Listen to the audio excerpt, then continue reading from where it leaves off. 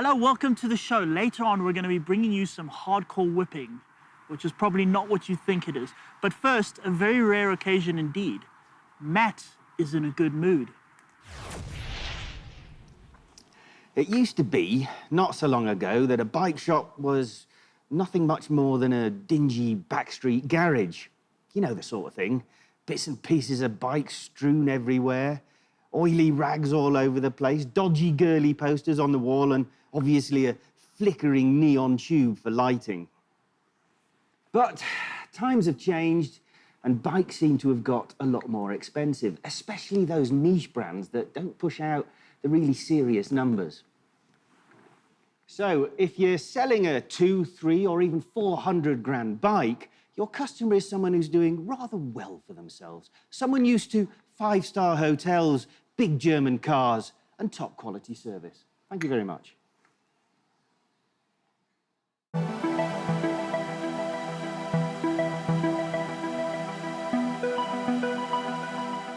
That's why this new bike shop is in the heart of Melrose Arch, home to some of the most expensive real estate in the country. And now it's also home to India's new flagship store, where they happen to keep a range of new demos, which is why I'm really here to pick up this, the new Indian Scout Bobber.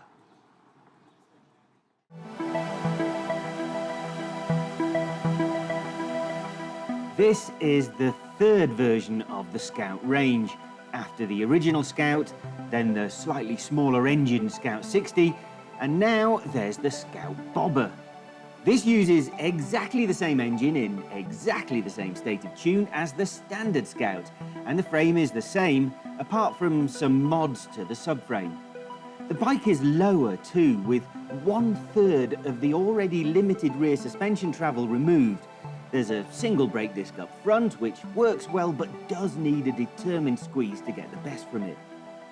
The 1,133cc V-twin is good for about 100 horsepower and 98 Newton-meters of torque, and there's 6 ratios in a gearbox that is pretty slick by cruiser standards. Shorter mudguards, or fenders as our American cousins would say, a fancy-looking but not very padded leather seat, extra blocky tyre tread, blacked out engine covers and exhaust, and very little that is shiny or gaudy. And that makes this, for me at least, a great looking bike.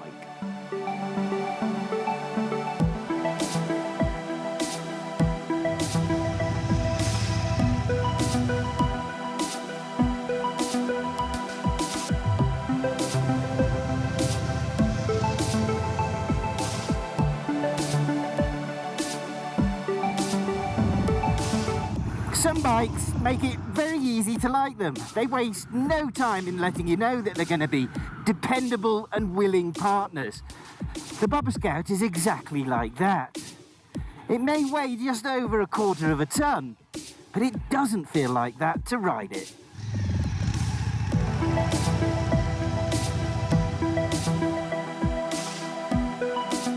The seat is ridiculously close to the ground, so even newborns can just about get their feet down. And at slow speeds, there's no feeling of a flopping front end or too much mass to deal with. This big twin in the Bobber, it does everything it needs to do to be a good cruiser engine. You use it most of the time in the 3,000 to 4,000 RPM range, and it just loads of torque and grunty is exactly what you need. But if you're willing to look, it likes to rev. I've only had the bottle to get it to 8,200, but that's a lot. And it's not a waste of time going there either, because, believe it or not, there's a useful hit of top-end power as well. That makes it my kind of cruiser.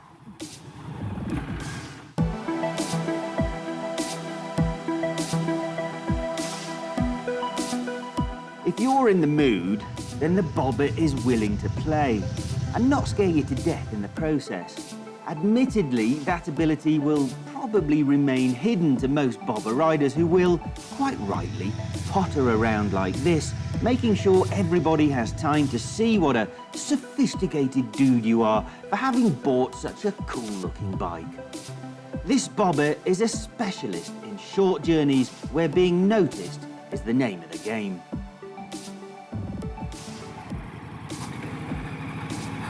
One thing is for sure, you wouldn't really want to be doing any long distances on this bobber.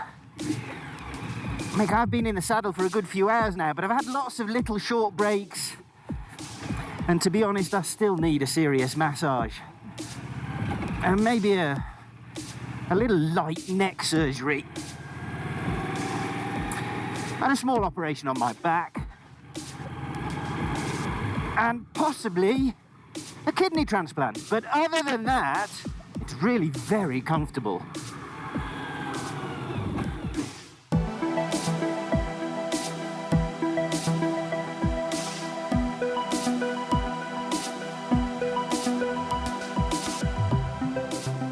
As I said earlier, there's quite a bit less suspension travel on this bobber, so make sure that the driveway to your mansion is well paved.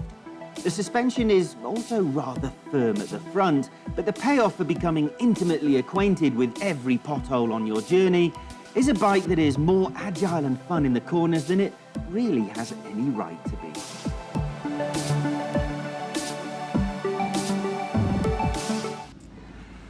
I've always been a bit skeptical about bikes like this that are really more about the packaging and the marketing than they are about actually doing anything specific. Your super bikes, your tourers, your adventure bikes, they're all for doing something specific, like cutting fast laps or crossing deserts. The bobber and similar bikes like your cafe racers and your scramblers, they're all designed to be cool, hip, in vogue, fashionable. Well, as you can obviously see, I'm the wrong man to judge the bobber on that score, but I can tell you that this is a great little bike. Well, it's not that little, obviously, that's just the way it feels to ride, and that's one of its best selling points, along with the looks, the handling, the engine, and of course, the price. And And what? the price. 179,000 rand, or if you like the two-tone paint job, for some reason that's 10 grand more, it's 189. But 179, that's a bargain, isn't it? Hang on, I have a bit of a problem here. So it's basically a Scout with bits Yes. chopped off. Yes. They're charging you more to give you less. He's always got to find holes to pick out. Listen, what are your favourite bikes in the world? Are those amazing super bikes? Yes. The more expensive they are, the less they give you, at least in terms of weight and things and stuff on Yeah, it. but they give you stacks of technology and horsepower. Yeah, shut up. Anyway, the reason that they look like this is because they're bobbers, and do you know what a bobber is? I'm a professional journalist. That means no. A bobber is basically, think of it as an American cafe racer. So you remember the cafe racing craze of the 1950s in the UK, 1950s and 60s. What they do is basically build their own race replica. They look at what's happening on the racetracks and then they copy, which basically involves stripping all the bits and pieces off you don't need. Now, the bobber's exactly the same thing. They were called bob jobs in 1930s America. They were copying what all the racers did. So that's why you get less for more. I'm stretching that a bit, aren't I? Yeah, a little bit. Thing is, I think it genuinely is a fantastic bike. We've ridden the Scout, we love that. Yes. Great engine. It works in this. The bobber has actually got slightly firmer suspension, so it's sportier ride. Sportier. Yes, Right. yes. Donovan, you're not being very helpful at the moment. What I don't understand is, okay, these original cafe racers or bob jobbers or whatever they're called, what they would do is, I mean, they would build these bikes themselves. So it was all individualistic. Yes. So now you can buy individualistic from the factory. Yes, don't get me started, man. I mean, this whole corporate hijacking of, you're right, it's about home mechanics making their own individual bikes, and then some marketing geek in all these companies have gone, oh, look, people like these, hipsters, retro, let's build something to make lots of money. I absolutely detest that. And I cannot fathom why anyone would want to get into that and buy that and support that, because it's rubbish, really. Rubbish. Well, so rubbish. would you ride a bobber? Yes. I'm going to be quite honest, so would I. They're quite fantastic, Unfortunately, aren't they? much as it is a marketing load of old Yeah, rubbish. no, it is. But they have made some really good Really are. bikes. I mean, there's the bombers, the scramblers, The scramblers, the the cafe races. Yeah, I know, They're all it's so really good. irritating And for on the once. and on the other hand, if you've got someone like me who's mechanically inept in every way and shouldn't be allowed near a tool for safety reasons, Yes. I quite like it. I just Yeah, buy a I bike like the and- idea as well. Yeah. Look, you can be individualistic if you go, because all these things have a massive accessories catalogue. So if it's Harley or Indian or whatever, you can individualise your stuff from a catalogue. It's just so depressing. depressing, but it is sort But of it works for isn't people it? like That is Donovan and kind of myself. us, Yes, isn't it? I would buy a bike. It's a great bike. I prefer it to the Yeah. standard Scout. Much more attitude. You do feel cooler, and you can get your individualism out of a catalogue. Right, on a more positive note, we'll be back after the break where Donovan will deliver his promised whipping.